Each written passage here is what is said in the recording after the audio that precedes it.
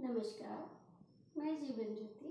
आज फिर तुमने सामने एक और नवी डोगरा डिश ले आई है जिसी डिश की अस लोग बार बार बनाने जियां जन्मदिन के मौके पर ब्याह शादियों जियां मुड़े का ब्याह होंदा ते नवी लाड़ी घर आंदी है ते सुहाना पूजदे न उसले भी अस इसी बनाने। तुसें एह्दा नाम बार बार सुने दा होना, अगर जिन्हें लोकें नहीं भी सुने दा उनेंगी मैं सनानी आं। एह्दा नाम है कोलमा बब्बरू, कोलमा मिट्ठे बब्बरू जां इसी गुलगुले भी आखदे न डोगरी च। इसी डिश गी बनाने आस्तै असें इत्थै लेई लेदा इक कटोरी आटा। एह् साढ़ा कनका दा आटा है ते कन्नै लेदी में मती सारी सौंफ। सोए जेह्ड़े न लोग घट्ट भी लैंदे न पर मिगी सोए मते पसंद न, इस वजह ने मैं सोए मते लेदे न। सोए में पाई ले। हून असें लेदा एह्दे आस्तै इक होर चीज़ जिसदा नांऽ है गुड़। गुड़ दी जगह मते लोग खंड भी पांदे न पर मैं इत्थै इन्ना गुड़ लेदा जिसी मैं पानी च पैह्लें गै घोलियै रक्खी लेआ हा। हून दिक्खी लैन्ने आं किन्ना क इस्तेमाल होंदा। इसी मैं घोलियै पैह्लें ही रक्खी लेदा, जिन्ना इस्तेमाल होग उन्ना करी लैङ। बाकी आह्ला एह् तुहानूं गुड़ जेह्ड़ा इ'यां लग्गा दा होना, एह् घरै दा गुड़ ऐ और एह् गुड़ इन्ना सोआद, एह्दे च कोई भी प्रिजर्वेटिव जां कोई भी चीज़ निं पेदी ऐ। एह्दे कन्नै में लेदा अम्बला। एह् अम्बला मैं पैह्लें गै उठाइयै रक्खी लेआ हा।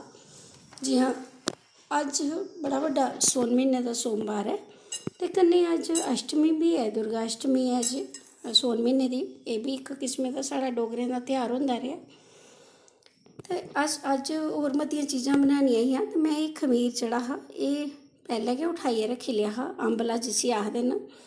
हून इसी अम्बले गी मैं इन्ना ते नहीं इस्तेमाल करना एह्दे च, पर मैं इन्ना गै करी लैना जां थोह्ड़ा बद्ध करी लैन्ने आं तां कि मिगी इसी रक्खना निं पोए। अगर तुसें अम्बला उठाए दा नेईं ऐ, अम्बला नेईं बनाए दा, ते एह् बजार यीस्ट थ्होंदा, तुस एह् बी लेई सकदे हो कोई बी।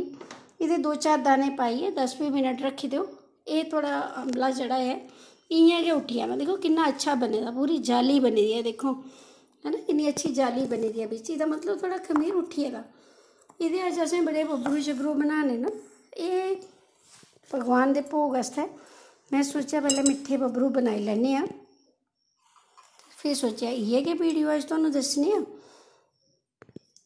एह्दे च असें थोह्ड़ा थोह्ड़ा करियै पानी पाई लैना ते इ'यै गुड़ आह्ला पानी, जिसी मिट्ठा पानी बी ऐ गुड़ दा। इसी तुस चाहो ते चम्मच कन्नै बी घोली सकदे हो पर हत्थ कन्नै गै स्हेई घुलना है।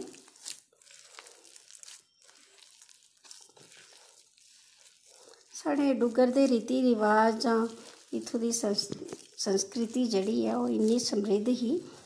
आस्ता आस्ता असें लोकें गै, नालायक जनरेशन ऐ साढ़ी, अस आपूं गै इसी भुलाई बैठे दे आं। फ्ही बी इन्ना मुश्किल निं ऐ। मेरा मन ते करदा निक्कियां निक्कियां डाकूमैंट्रियां बनाइयै अपने कल्चर दे बारे च तुहानूं सारें गी कन्नै कन्नै सैर करां, पर वक्त उ'ऐ जेहा, परिवार दे बी बच्चे अजें छोटे न। चलो जींदे रेह् कदी ते फिर मौका मिलग करगे। इ'यां गै इसी अस आस्ता आस्ता करियै घोलदे जाना। तुस यकदम ज़्यादा नहीं पाई सकदे पानी, केईं बारी जेह्ड़ा पानी है ओह् ज़्यादा होई जंदा, फिरी एह् बनदा निं ऐ। एह्दे कन्नै गै जिसले तक्कर अस इसी घोला ने, असें इसी घोलियै थोह्ड़े चिर रक्खना निं ऐ, क्योंकि तुसें दिक्खेआ खमीर मेरा पूरा बने दा हा। एह् गैस ऑन करी लैन्ने आं। तेल में पैह्लें ही पाइयै रक्खे दा एह्दे च।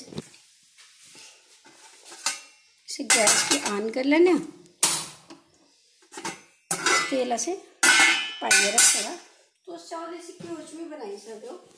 सरसों दे तेल च मैं इस करी नहीं बनाना क्योंकि मिट्ठे कन्नै सरसों दा तेल जेह्ड़ा ऐ, सरों दा तेल जेह्ड़ा, केईं बारी ओह्दी स्मैल ऐसी आंदी है कि ओह्दा सोआद नहीं आंदा। उस वजह ने मैं इसी एह्दे कन्नै गै बनान लगी आं, रिफाइंड तेल कन्नै। ते उम्मीद करां तुस बी बनागे। इसी आस्ता आस्ता करियै घोली लैना ते थोड़ा होर पाई लैना। एह्दे च एह् घुला दा निं ऐ शैल।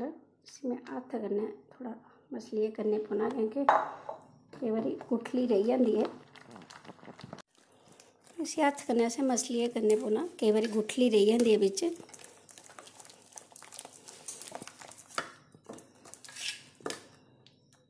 असें भी ये थोड़ा करना है, असें इसी और पतला करने पौना।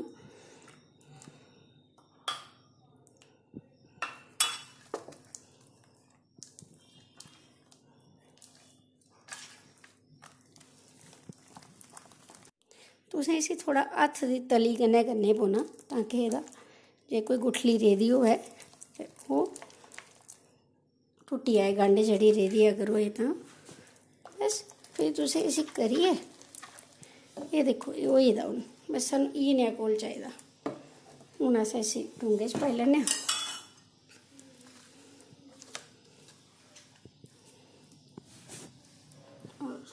बिंद क साढ़ा तेल गर्म हो जाता। फिर बाकी एह् साढ़ा आटा दिक्खो त्यार होई दा। एह् जेह्ड़े साढ़े कोल बचे दे सोए हे, हून असें एह् बी पाई लैने। सोए दा मते लोग जेह्ड़े न ओह् सोए जेह्ड़े न उ'नेंगी कुट्टियै बी पांदे न, पर में साबते ही पान्नी आं। साबते सोए दा सोआद बड़ा अच्छा आंदा, जिसलै मूंह च आंदे न ते इ'नेंगी चबाओ ना ते बड़ा गै मज़ा आंदा। तुस करियै दिक्खेओ इक बारी। अच्छा एह् दिक्खो साढ़ा तेल अस चेक करी लैन्ने आं होएआ जां नेईं। बिंद हारा अस पाइयै दिक्खी लैन्ने आं आटा होई गेदा ऐ। एह् दिक्खो उप्पर आई गेआ आटा साढ़ा। हून असें जेह्ड़ा असें एह्दे आस्तै घोलमां बब्बरू ताईं आटा बनाना, बस इ'यै नेहा ही बनाना असें कि कोई गंढ निं बिच्च रवै ते बिल्कुल इ'यां फ्री फ्लोइंग, जिसी अंग्रेजी च आखदे न भाई, इ'यां गै रक्खना। इक पूरा भरेआ ते छोड़ दो।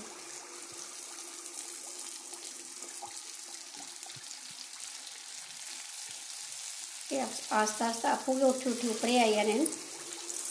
अच्छा मते लोग इसी गोल बी बनांदे न चम्मच कन्नै।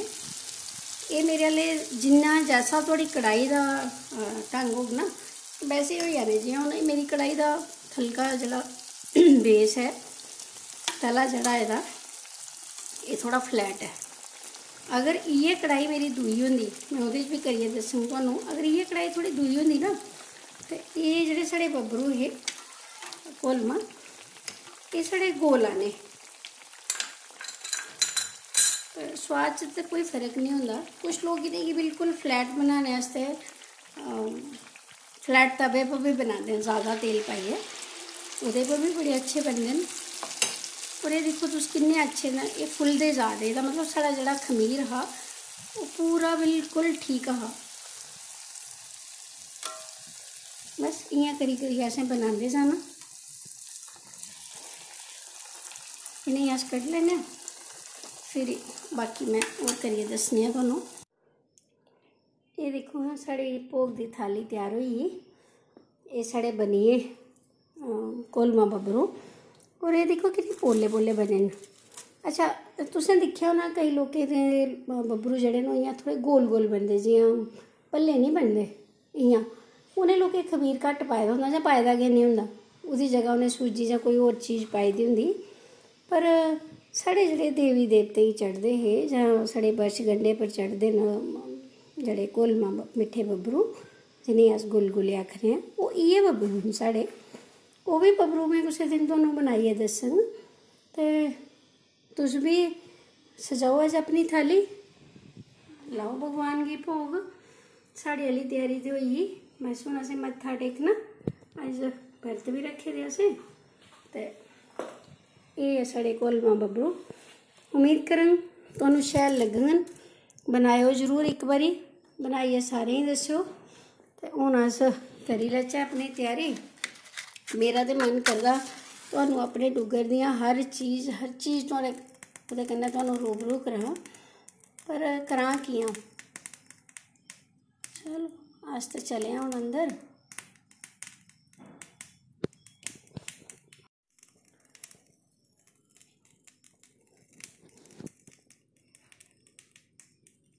तुं'दा सारें दा मता मता हिरखी धन्नबाद। उम्मीद करङ तुहानूं अज्ज दा वीडियो पसंद आया होग।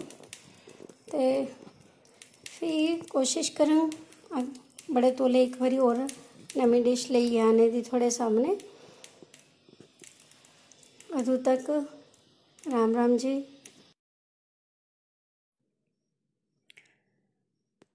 आप लोग इसको लाइक शेयर एंड सब्सक्राइब ज़रूर करना। हमने देखा ज़्यादातर लोग सिर्फ आके देख के चले जाते हैं।